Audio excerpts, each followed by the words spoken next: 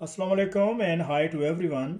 आज हम CC 3.1 chapter 23 और उसका जो पेज 3 है उस पर डिस्कस करेंगे। यहाँ से इसको स्टार्ट करते हैं।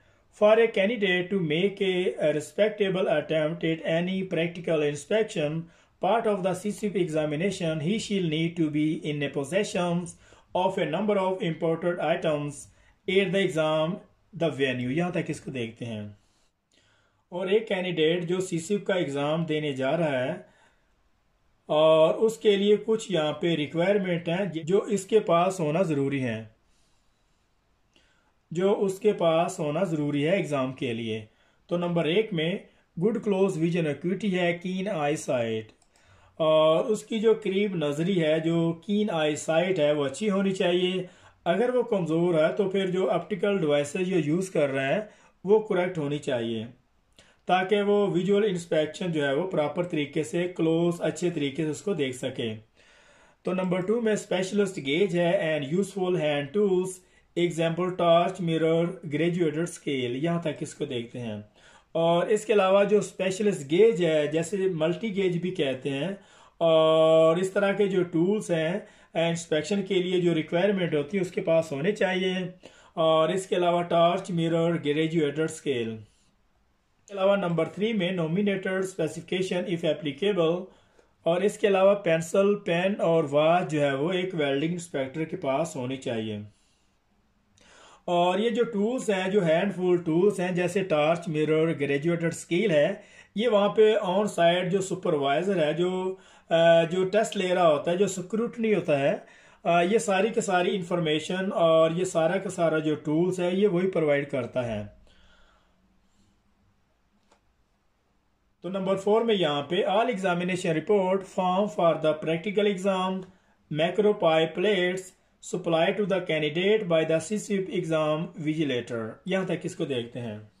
और इसके अलावा एग्जाम में जो भी रिपोर्ट फॉर्म शीट एग्जाम के लिए जो रिक्वायरमेंट होती है प्रैक्टिकल के लिए या फिर थ्योरिकली के लिए या फिर कोई भी अगर टेस्ट हम देने जा रहे हैं, वो सारी के सारी जो रिपोर्ट फॉर्म शीट जिसको दे के हमने एग्ज़ाम देना होता है। और इसके अलावा माइक्रो पाइप, जो प्लेट, जो प्लास्टिक पाइप और प्लेट होते हैं, वो भी एक स्क्रूटनी जो सुपरवाइजर है जो टेस्ट ले रहा था वही प्रोवाइड करता है।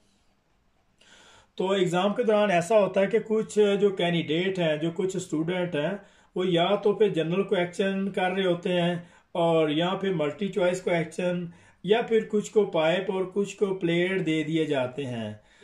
क्योंकि सेम टाइम पे इतने सारे पाइप और प्लेट को प्रोवाइड करना और यूके से इतना जो मटेरियल मंगवाना ये थोड़ा डिफिकल्ट होता है। तो इसलिए कुछ मैक्रो पाइप और प्लेट को यूज़ करते हुए फॉर एग्जांपल 50 लड़के हैं एग्ज़ाम के लिए बैठे हुए, तो 5 को माइक्रो प्लेट दे देते हैं और 5 को पाइप को। और जब ये ख़त्म कर ले तो इसी तरीके से दूसरी तरफ इसको शफल किया जाता है, एक साइड से दूसरी साइड पे इसको शफल किया जाता है। तो इसी तरीके से कुछ जो है वो एग्ज़ाम जनरल क्वेश्चन का दे रहे होते हैं और कुछ दूसरे एग्ज़ाम, और इसी तरीके से पाइप और प्लेट को जो है वो डिवाइड करते हुए इसको जो है हैंडल किया जाता है।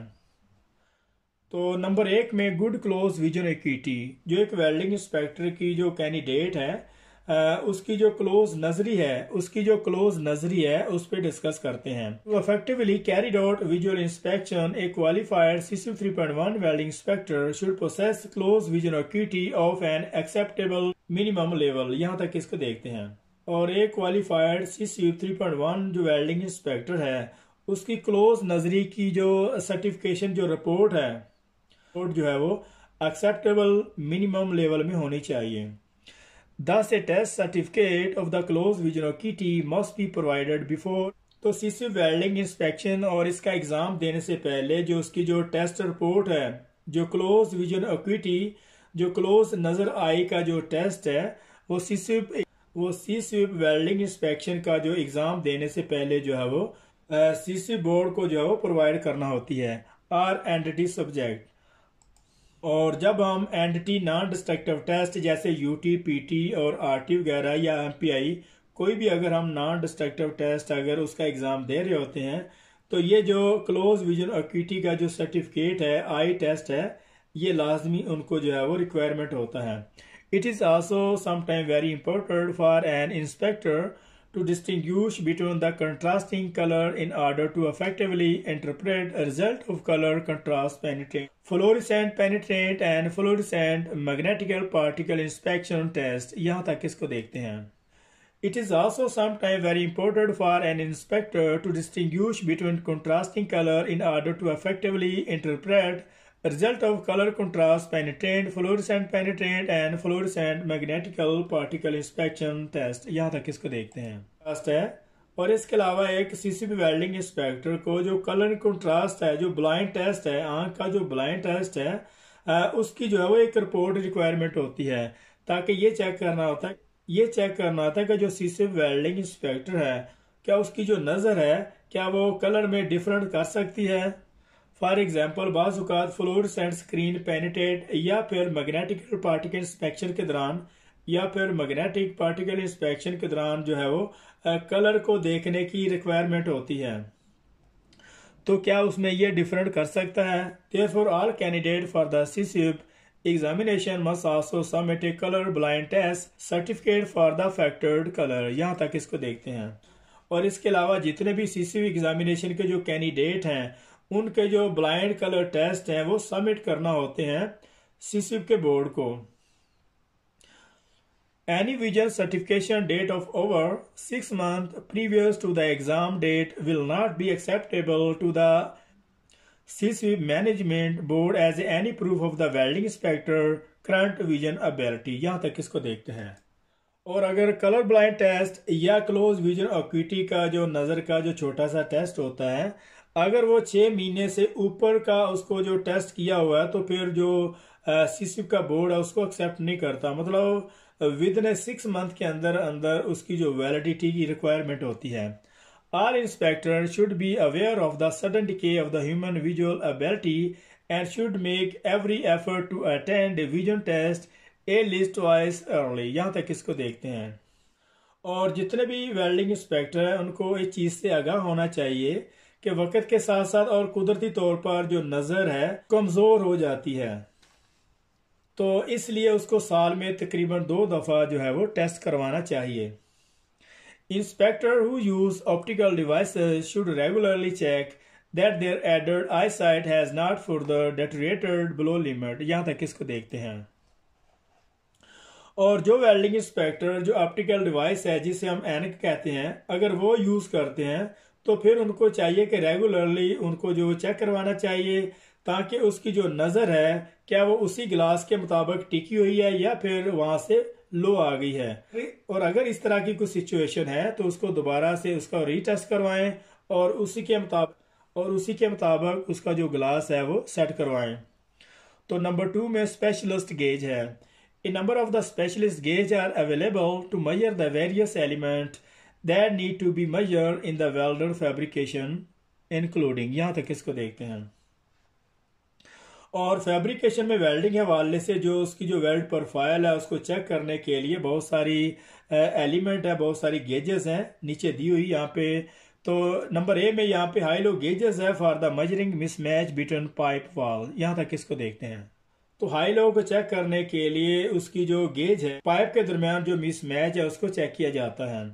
तो नंबर बी में यहाँ पे फिलर वेल्ड प्रोफाइल गेज है for measuring filler weld face profile and size. और इससे इसकी जो मुख्तलिफ तरह की जो साइज है प्रोफाइल की, वेल्ड फेस की जो प्रोफाइल है उसको चेक किया जाता है. और नंबर सी में यहाँ पे एंगल गेज है for measuring weld preparation angles. और इससे जो है वो वेल्ड प्रिपरेशन का जो एंगल है उसकी जो बेवल है उसको चेक किया जाता है कि बेवल कौन सी डिग्री पे लगी हुई है और जो WPS ने कौन सी रिकमेंड की है. तो नंबर 4 में यहाँ पे डी में multi functional weld gauges use to measure many welded value. यहाँ तक इसको देखते हैं. तो सारी की सारी ये जो गेजेस हैं ये पहले के दौर में सिंगल इंडिविजुअल तौर पर एक ही प्रोफाइल को चेक करती थी, लेकिन अभी जो है मल्टी फंक्शनल गेजेस आ गई हैं जो एक ही गेज से सारी की सारी जो वेल्ड प्रोफाइल है जैसे फिलेट है, थ्रोट है, लेग लेंथ है और पाइप और प्लेट में सारी की सारी जो इंस्पेक्शन उसकी कर सकती हैं. तो types of the gauges, their measuring range and accuracy are also detail in BS EN तो ये जो ओल्ड कोड्स है उसकी जगह पे अब 17637 ने जगह है उसकी ले ली है। तो नंबर 3 में यहाँ पे nominated specification, a full list of the current applicable code standard specification for the use during the practical pipe examination is given on the page 18-19 of the CSUP document CSUP WI 692. Any relevant standard not listed may be present by the clearance approval prior to exam by the submission to the CSUP coordinator giving sufficient time for the procedure. तो ये वही बात कर रहा है कि उसमें कुछ प्रैक्टिकल तौर पर जो पाइप और प्लेट जो है वो प्लास्टिक की आपके सामने रखी जाती है और उसकी जो विजुअल इंस्पेक्शन करते हैं और उसकी जो डिमेंशन ली जाती हैं, फिर उन्हीं डिमेंशन को जो एक्सेप्टेंस क्राइटेरिया के साथ कंपेयर किया जाता है और फिर ये चेक किया जाता है कि कौन सी जो इम्परफेक्शन है वो एक्सेप्ट है और कौन सी रिजेक्ट। तो यहाँ पे हमारा 23.3 यहाँ पे खत्म हो रहा है। मिलते हैं नेक्स्ट पेज में, तब तक के लिए अल्लाह हाफिज।